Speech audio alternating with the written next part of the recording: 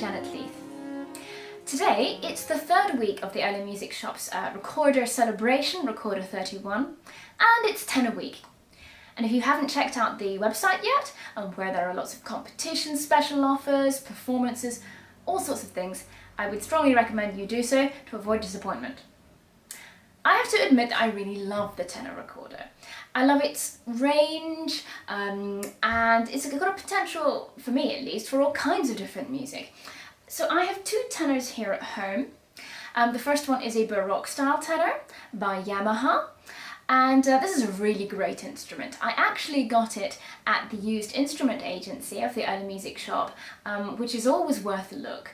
And I remember I bought it a few years ago at the festival, when we were able to go and try different instruments out. It's got a really warm, full sound. It's very good for ensemble playing, but also playing solo. So it's really got very nice low notes and a very nice high register.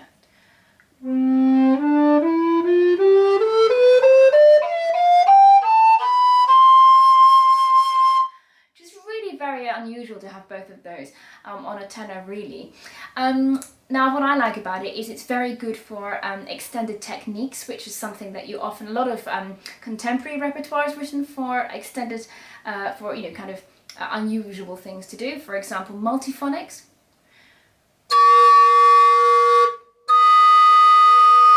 And this instrument makes those really easily, which is great. And also just kind of things like spitato tugging. Just really, amazing sounds that can come out of it. Now, this one's got some keys. As you can see, I like that, and I know a lot of people really avoid the tenor because it's such a big stretch if you have small hands. But luckily these days you can buy what's called a nick tenor with a bent mouthpiece, which make things rather easier, or a tenor with even more keys than this, and so everyone can really stretch it somehow, no matter how small your hands are. So there's no excuse. Now the other recorder I have here is actually keyless, and it's a late Renaissance tenor from a recorder consort made by Molinar. It's the Kinsekum Molinar model, and it's kind of from the mid to late 17th century, and it really is a very interesting instrument. The originals are in Nuremberg in Germany. And of course, like sopranos of the period, this tenor wouldn't really have been played solo very much, but you would have been used to playing it within the consort and improvising on it within your part. So today we're going to talk a little bit about how we might start to do divisions using this tenor recorder. Now we call them divisions, or perhaps diminutions, and lots of different ways of describing this. But really all it is embellishing your line.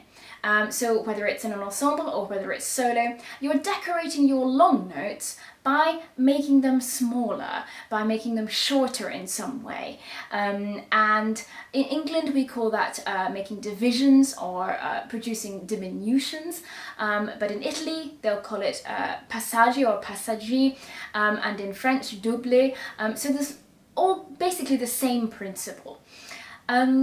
So first I should say I'm no massive expert in writing divisions. It's the kind of thing that you learn at music conservatoire, but anyone can do it. Absolutely anyone. I learnt how to do it very gradually over a few years, just from playing in a recorder quartet, and we played lots of Renaissance music, and so I used to listen to what other people did, start to copy that, try my own things in kind of less stressful circumstances. So it's something that you can learn gradually, so definitely don't try to do it all at once. And sometimes it doesn't really work out, of course. You're feeling that you're lacking inspiration in some way, not feeling particularly creative that day. It does need a little bit of creativity, so always best to try it when you're feeling relaxed.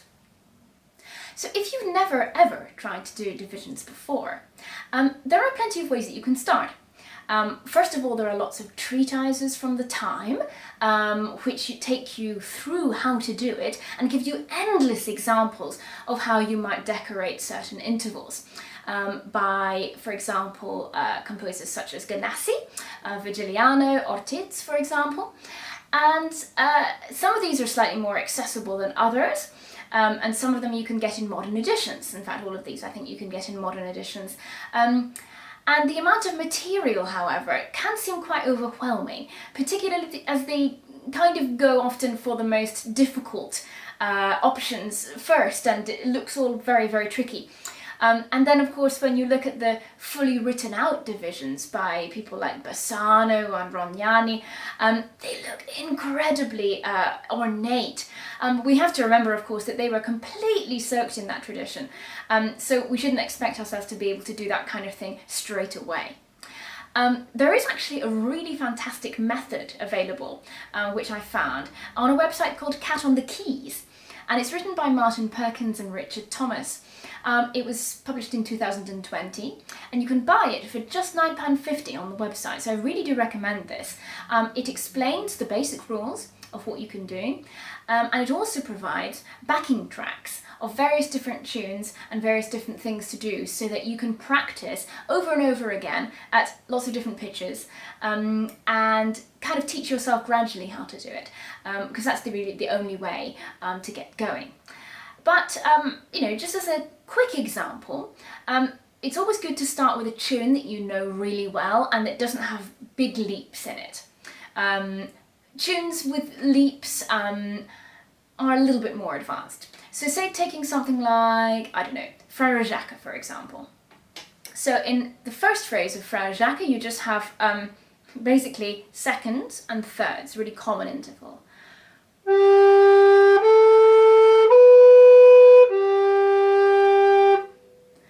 So with the first two intervals, you've got so many different options. Straight away, you could do something really straightforward, like just repeating those notes in a different rhythm. Or you could do a little passing note. Or even,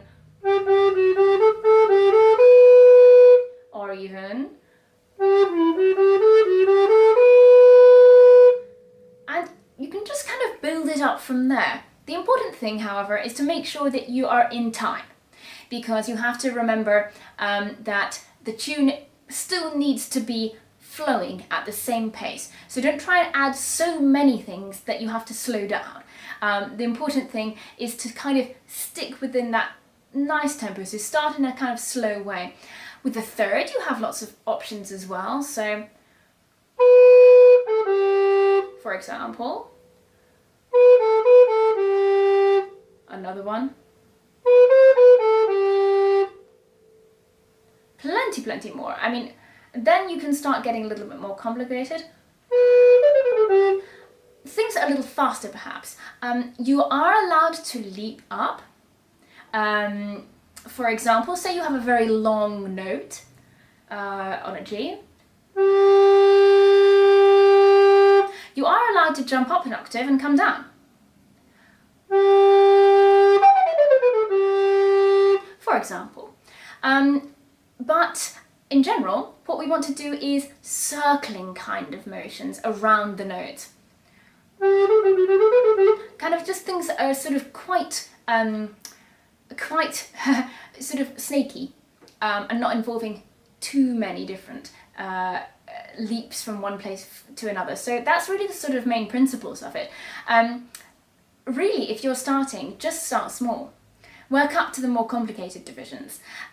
And this is the great thing, they're yours. So you can completely tailor them to your abilities, to your preferences.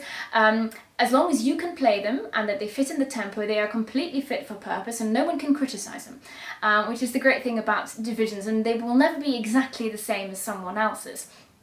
You can write them to suit you and improve your skills gradually over time. So time for some music from me. I'm going to play a set of diminutions on the tune Ancor Che Col Partire, a very, very popular madrigal of the 16th century by the Italian composer Cipriano di Rore. And this really takes me back. I actually performed it for my first year recital at the Royal College of Music. It really seems a very long time ago.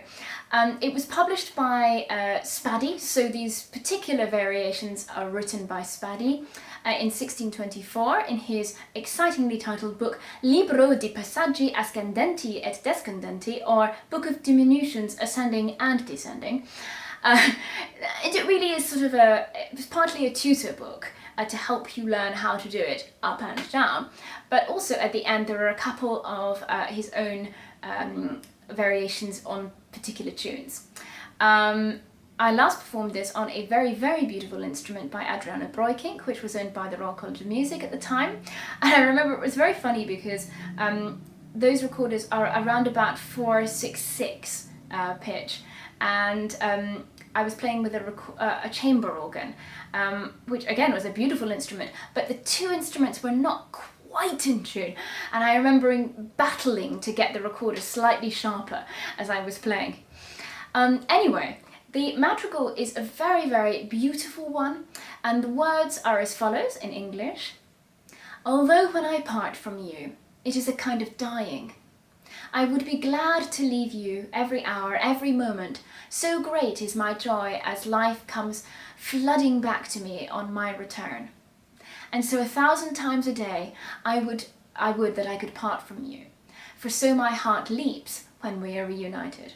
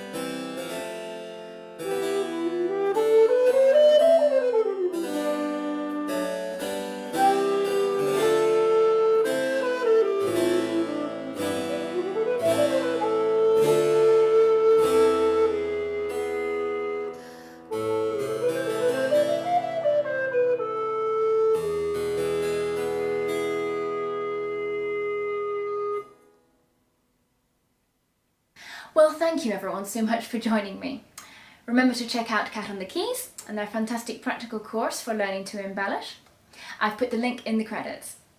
In a couple of weeks, I'm very excited to release finally the Edinburgh Musical Society episode, which has been somewhat delayed. And I'm looking forward to seeing you then. Bye!